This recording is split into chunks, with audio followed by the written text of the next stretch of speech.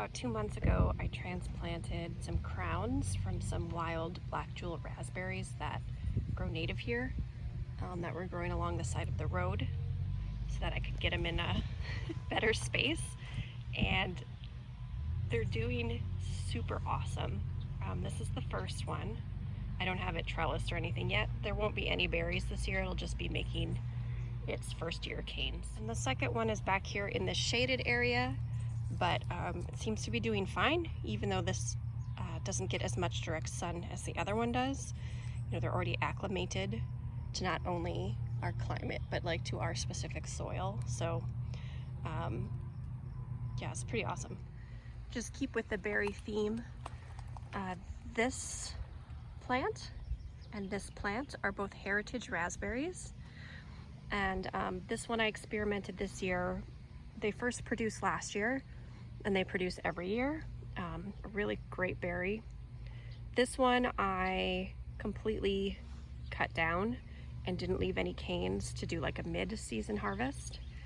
But this one, I left some of the canes up, and you can see we are going to get probably a July harvest of some berries. So that's so cool. I have a lot of box elder bugs this year. They're kind of a problem. Okay, I also have 2 raspberry shortcakes. Look, oh my gosh, look at these box elder bugs. Oh. So one here and one over there. This one does have some berries. Some little ones. They'll probably be ready in July from the looks of it. The other one doesn't have any berries or flowers at this point. It might be just because it has more exposure, but these are a bushing raspberry. I also started a fall gold raspberry because why not? It was a pretty small cane that I put in, so I don't think I'll get anything this year, but it is slowly moving along. I have 3 blackberry bushes. They're thornless. This one is basically going to be in its first year, so I don't think it should be doing any fruiting at all. And then these 2, I did some pretty heavy duty pruning in March, and they've completely exploded already. But hopefully I should be getting berries from these. You can see this one. I don't know. This one's trying to take over the garden. And my last perennial in this garden is this rhubarb that I just started this year. She's kind of had a rough start. A lot of pest damage, but since it's cooled off a little bit, she's doing a little bit better. So we'll see how she does. Okay, so here's the beds. Onions. And I've got a lot of cilantro growing in this bed. I didn't plant any of it, but there was cilantro here last year. I let it go to seed so I could collect the seeds for coriander, and it appears a lot of it planted itself. So there's cilantro everywhere. I've got poppies. So the California ones are out right now. Just started to come out. I love these, they're so pretty.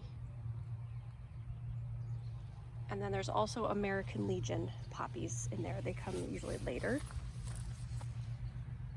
And basil. We've got some peppermint down here. And I figured out I was starting the wrong kind of mint before. I need peppermint if I want it for tea leaves, not just mint. Lavender lady. Thyme. I got this one from the nursery on sale. It's just called a salsa pepper.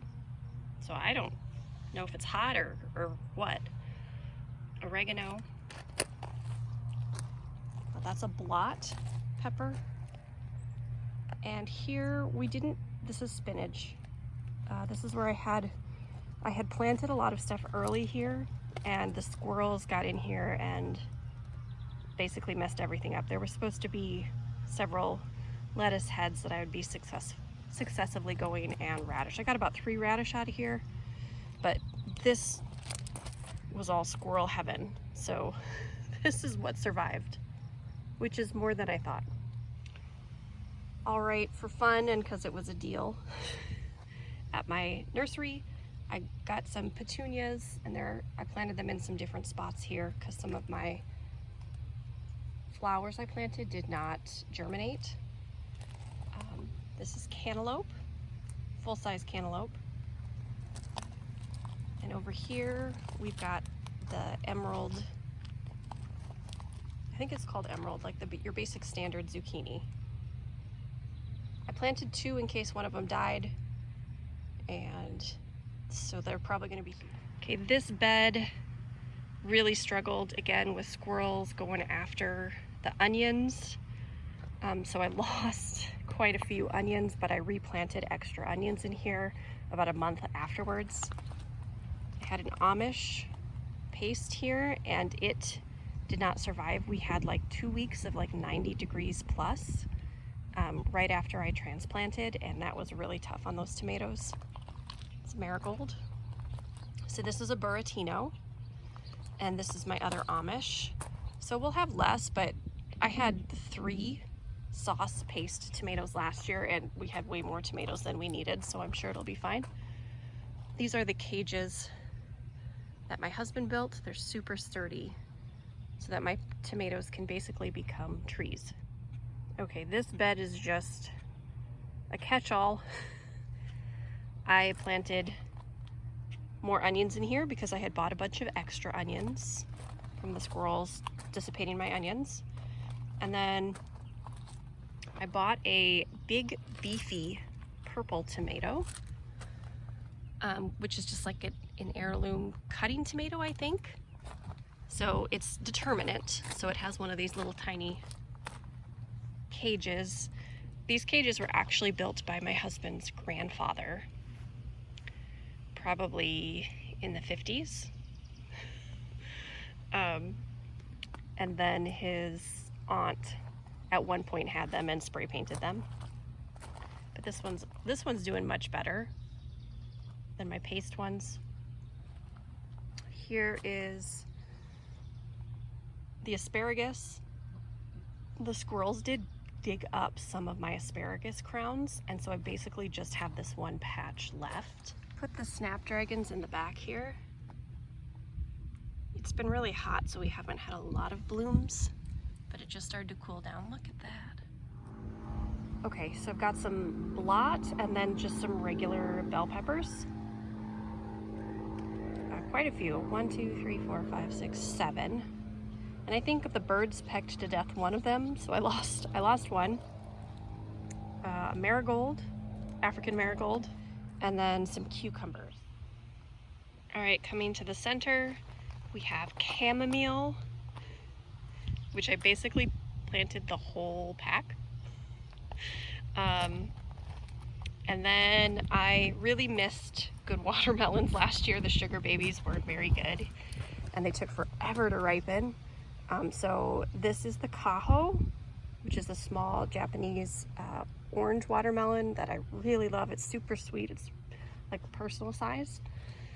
And then this one is the Lianlu, which is also an orange melon, but it's meant to grow faster in northern gardens, but this is like a large melon. So I know, and then I think these are called waterfall petunias. I did not start those from seeds. I got those from the nursery. I know that's a lot of space in here, but I had some things, well, my dog passed away, and I didn't, in the spring I got a little behind in some of the things I was doing, but now I realize that I should definitely grow my lettuces and radish and stuff like that in the beds I'm going to grow my melons, because it takes a while for the melons to really start spreading around.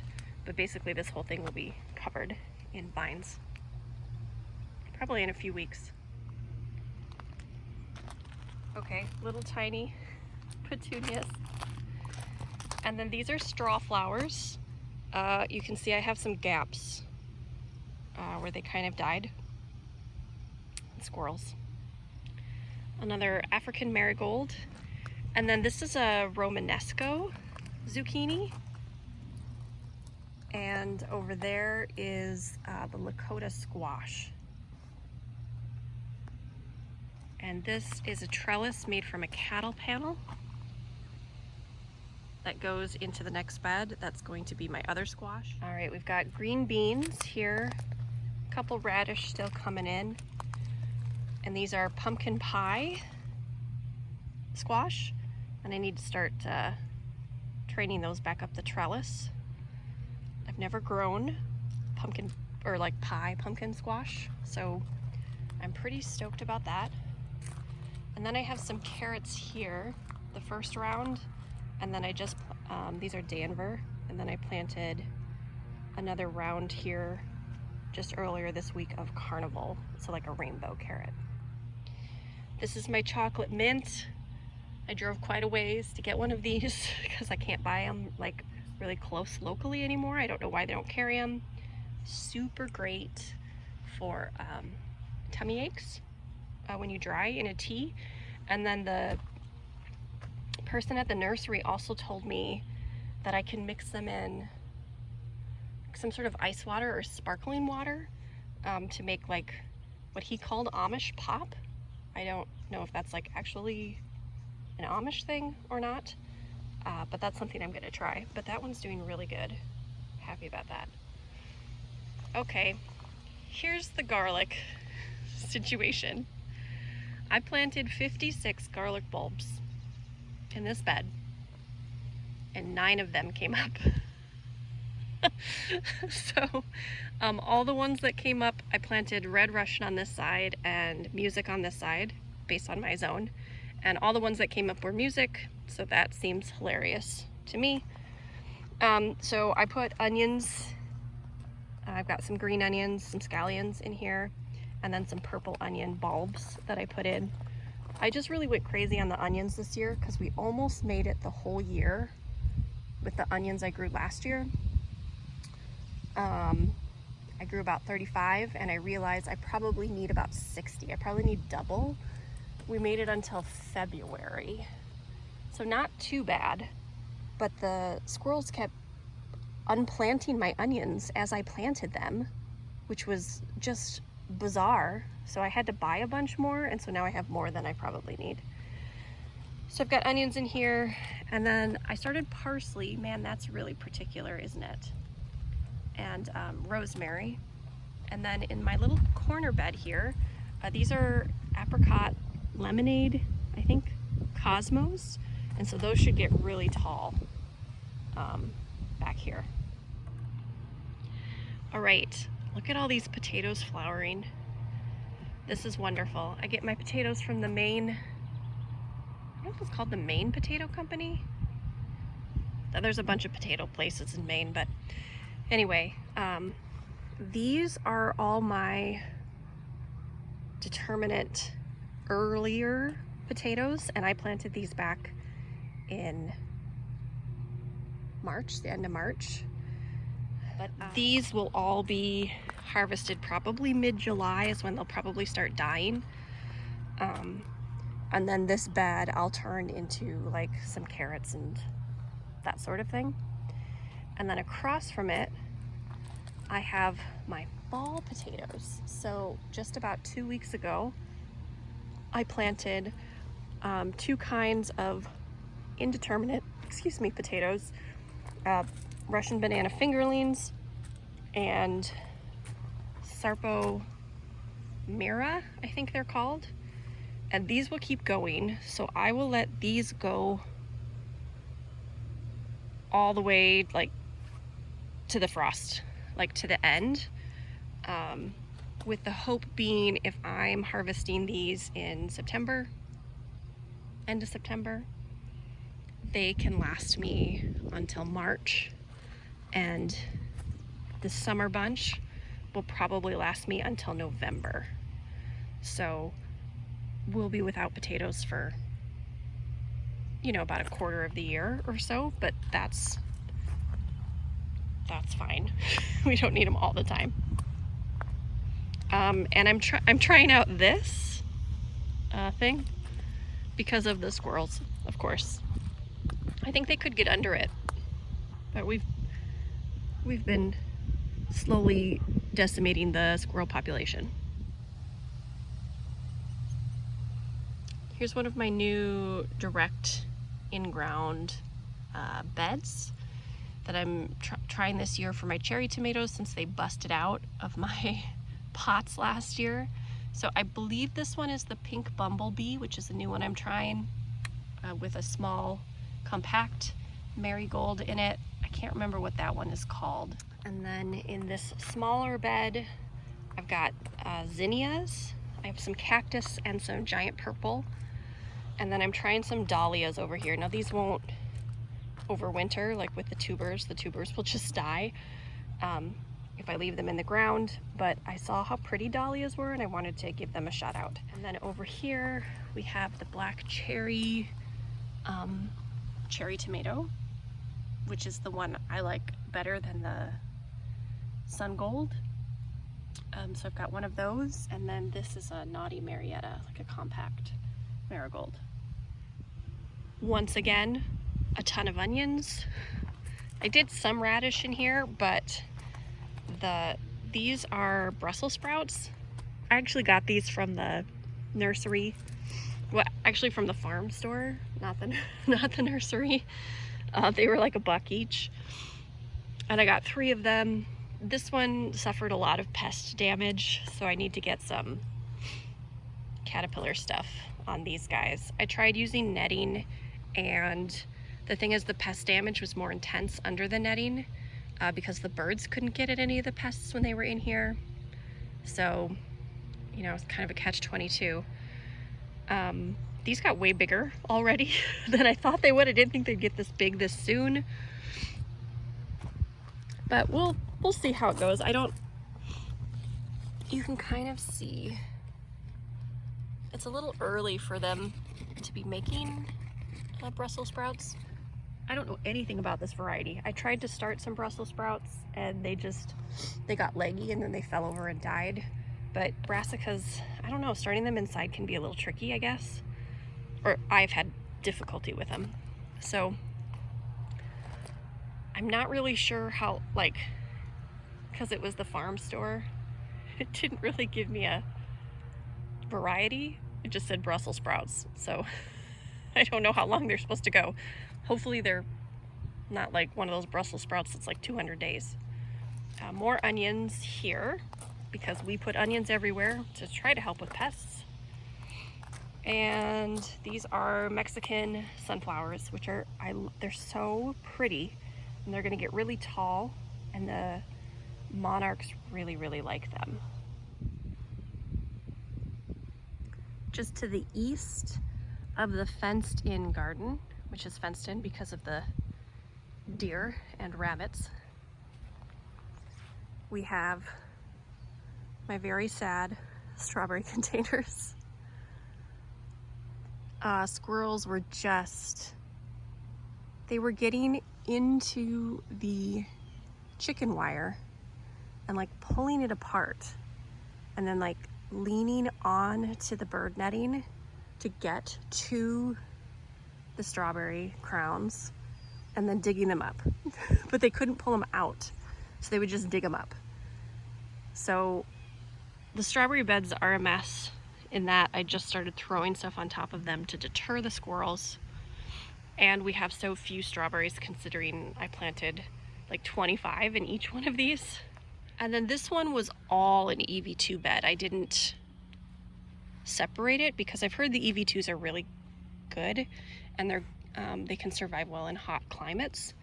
So I wanted to do a bed just of the EV2s, but then I did end up, this one survived a little bit better. The squirrels, I don't know, were more interested in the other bed, I guess. They get stuck in their ways. So I've had a couple strawberries from here.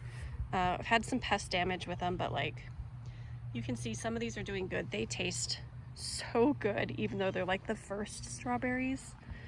ever. I didn't deadhead these, and I probably should have, but I added some more crowns over here. I don't know what they were, just to see if we could fill out the bed a little bit more.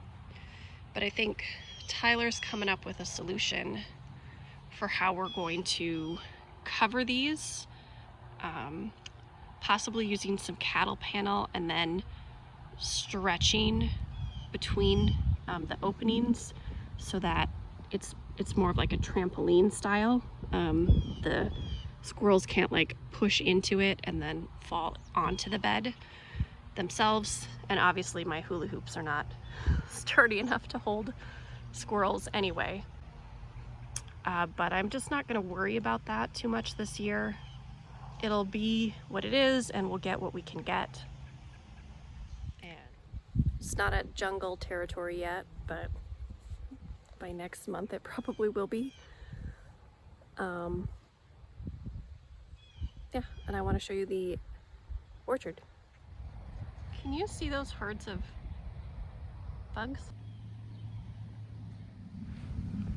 All right, first we got our mulberries. These are actually on time this year because it's been really warm. So the black ones are ripe. I'm not gonna do a ton of mulberries, but I think I'll get myself about, I mean, we could have so many. We could have gallons and gallons, which I did one year. I think I'm just gonna do maybe a quart or two. This is the Harlan apple tree. She's doing really, really well. She was just covered in blooms. You can see all the apples. Just little green guys right now. Here's our very sad Honeycrisp. She was supposed to be fertile last year, but she wasn't. We've got just a handful of blooms on her, but I heard they're kind of notoriously finicky. But I wonder if you can see, there's like a couple apples at the very top. I don't know if you can see them. That is a black ice plum.